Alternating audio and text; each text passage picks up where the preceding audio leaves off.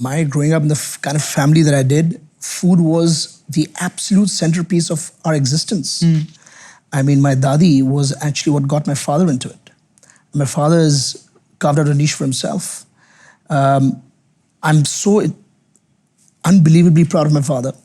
I think he really brought about a renaissance for Indian food. And growing up in Jiggs Kalra's house was literally all about great food exposure from a very young age. I remember I had caviar at the age of 8 or 9. He made me eat something as peculiar as anchovies by hiding it in cream cheese when I was 10. Literally the kind of stuff that he would do because it was his passion.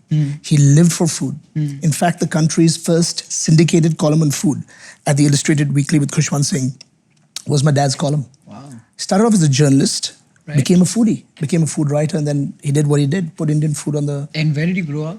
Delhi. Grew up in Delhi. Was your dad like a career? When did he start cooking? Like when did this become a profession for him? Journalism and then this? Yes. So, he's written many books, and some of these books, especially Prashad, has become like a common stay at catering colleges and schools. It's literally used as a tool to make people learn cooking. He was never a chef. He was a journalist who simply had a God-given palate, and his palate was so sublime that he could work with the great chefs of India and improve recipes. But more than that, he was a historian. He devoted his life to documenting, researching, and then recording Indian food. Because unlike French or German or Japanese, any of these cuisines are fairly well documented. There are standardized recipes. In India, we had this Khansama culture where these really good cooks and chefs want to hide recipes. So the recipes were never documented, and they were all over the place. Even something... You have so much passion when you speak about your father. Has that relationship changed from when you were a kid to when you were a teenager to an adult to now? What works? From a combination of fear and awe to unbelievable respect somewhere in the middle to copious amounts of love towards the end of his life. How old is he now? Unfortunately, he passed on in 2019 after a 19-year battle with stroke. So he actually had a big stroke. By the way, a lot of the viewers will think stroke is related to the heart. It's got nothing to do with the heart. It's a brain infarct. And it left his left side paralyzed. In fact, he was the most frequent flyer in India. And overnight, he became bedridden for 19 years. Wow. And it was probably the worst week of my life. I was 22 years old. I was thrust into the wide world with all this responsibility and absolute sense of fear and ambiguity. I didn't know what was going to happen. My biggest fear was, is he going to live? Because I didn't know what a stroke was. Most of India didn't know what a stroke was. Many people today, and I've spent a lot of time, by the way, working on trying to spread the knowledge of what a stroke is so that if it happens to your house, in your house, God forbid, you're able to take action. This, by the way, is the biggest fear for me. Like, right? Stroke, if somebody were to define one fear I have in life, it's probably regretting not spending time with my father when I could have. And, beyond a certain point, it's not the same. The quality of the time spent is not the same because they're not as mobile. They're not able to do many of the things they might have done when they were younger. What part of your current journey is his journey that you're trying to complete? Everything. Every single thing. Is it the same recipes which are continuing? They are the basis and the foundation of everything I've ever done. Whether it's modern, anything related to Indian, of course. I have other brands. Everything, but you do burgers and everything, Yeah, right? so obviously limited. But actually, technically, he has given me exposure to my palate. He's given exposure to my palate. So technically, even stuff that he did not engage in, he only did Indian food. He focused purely on Indian food. It was his love. His personal crusade was to put Indian food on the global palate. And he devoted 40 years of his life to it. The best way on earth to export your culture is through your food. And he did that. Every morning I wake up, I feel a baton is being passed on to me. So actually the real goal of our company is not to just open restaurants, but literally to put Indian food on the global palate permanently. Where I can't dream, I cannot help but dream of a day where maybe a decade from now or even earlier, every top city in the world, a diner or a tourist considers an Indian restaurant as one of the 3 dining destinations. And I think Indian food is the greatest cuisine on earth. It has the deepest culinary philosophy. It has a sophistication that is completely unparalleled. It has a variety that is, a simple state will have more vegetarian food variety than entire continents. That's the depth and the sophistication and the sheer intellectual property that our ancestors left behind. And it's up to us, and it's literally our responsibility to make sure that the world recognizes it. For a lot of people, this relationship, father-son, working in one business, is very complicated, right? Each is coming from a certain place of insecurity. Like one is trying to hold his prevalence, for the lack of other word, and the other is trying to create his own identity. What do you think worked for you guys, if it worked, as a father and son working together, that you were able to manage the egos associated with a situation like this? My father was a cusp between a Taurus and a Gemini, although I don't think he had any Gemini in him. I think he was all bull. So, very tough guy, very demanding person, and had a big ego. He also had a short temper. And maybe genetically, I got some of these aspects within me as well. वो कहते हैं कि एक कमान में दो तलवार नहीं रह सकती. Are you like him? I am in many ways. I think he's... The little bit I know you, you sounded like you described him just now. Would you agree?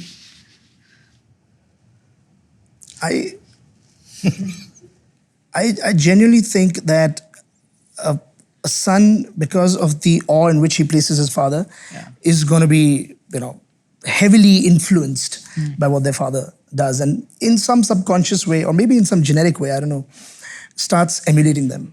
So in some ways, I think it could be a subconscious reaction. In some ways, it could be an active learning. Like I saw him solve issues in a certain way. So I think, oh, wait a minute, as a child, this is the right way to do it. We were a fairly disciplined house. In some ways, I do emulate him, but I think growing up, because he got sick and was not as actively involved in the business as he would have liked to be, it worked. I have a feeling I would not have been able to work for him. So I think it's destiny that I was able to take the reins, and then I had this incredible figure behind me as my mentor and my support, watching my back. And the inherited goodwill that I've got from him has helped me immensely, and I make no bones about it. I don't think I would have had success as quickly had I not been Jiggs Kalra's son. But I don't know, man. I think you did him proud very quickly. I think he was one of the first people. I remember Punjab Grill that's where I first met him, and I said that there's something here. There's a bright restauranting mind behind this product, because all the touch points beautifully covered. And at that point of time also, he had just started off on his mission to put Indian food back.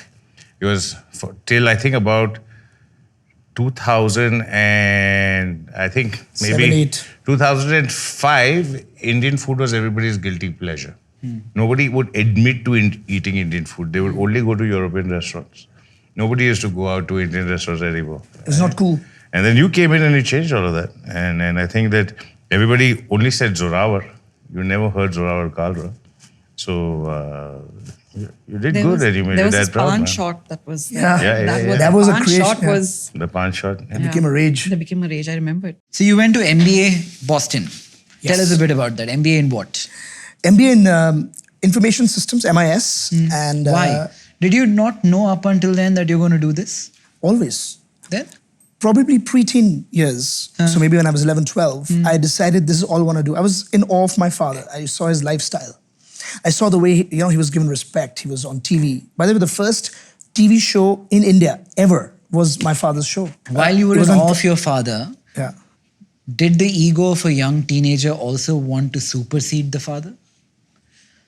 While you loved your father, did you want to lose the name Kalra and be called Zorawar? To be honest, never. Psychology, big fan. To be honest, never? Not even for a second would I ever have. I always thought, how can I harness his goodwill and how can I learn from him? Yeah. And I was fine him being the head, but my being part of the journey.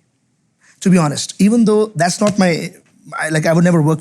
If I were to work for anybody in this world, it would probably be only for my father. I don't have a bent of mind like Pooja just said. she said that she doesn't see herself working But for anyone. Zorawar, I know you. You're a very opinionated, strong-headed person who believes in a certain thing and will fight for it.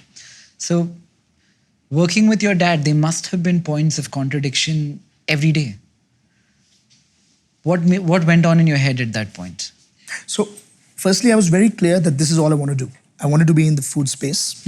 I used to love hotels, but I realized very soon that my passion is really for food, not really for building these big structures and running rooms. And the idea and the sole purpose of pursuing the MBA was to arm myself with the knowledge and the know-how to be able to run a business at scale.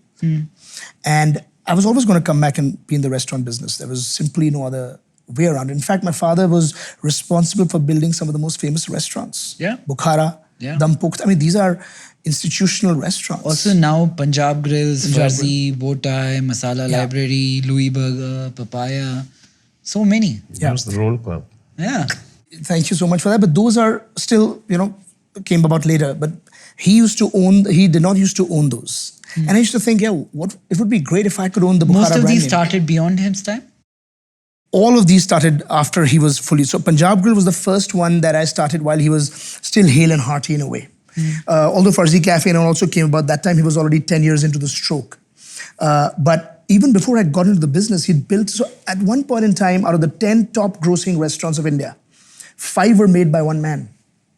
That included things like Great Kebab Factory, Dampukht, Bukhara, Singh Sahab, so many restaurants he'd made. What worked? His passion. Food, marketing, branding, A bit of both. location. Like if you had to point at one factor that really worked at that time, what For was it? him. He was very good at rallying the entire media around his creation. And he was in that sense able to, in those days when the only thing that worked, there was not even mobile phone, was the newspaper.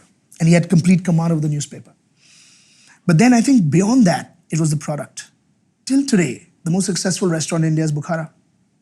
Hasn't changed its menu. I love that place, by the way. The dal, man. Yeah. The dal and even that huge roti they give Family you. naan. So good. Yeah. Yeah. Yeah. Very It's hard to probably pull off. like 3,000 calories a meal though, right? Oh, it could be even more. Don't go for dinner if you want to sleep that night. Right. And eventually, all Indians, all Delhiites, just love going there for dinner. It's packed. It's packed for lunch too. It's one of my favorite restaurants, and but I would never go there for a dinner. Yeah. But And- it's a show-off restaurant. And lassi, right? That lassi is like 2,000 calories by itself. The only restaurant where the MD of ITC gets involved if the menu needs to Yeah, change. yeah. Really? Yeah. And he never gets And the involved menu because they haven't doesn't changed it. They can't even move a sofa. Like they can't move one of the stools. They can't do that either. It's It's highly regimented. Hi, I'm Nikhil Kamath. I'd love to know what you thought of the episode. Comment, like, and subscribe. And thank you for watching.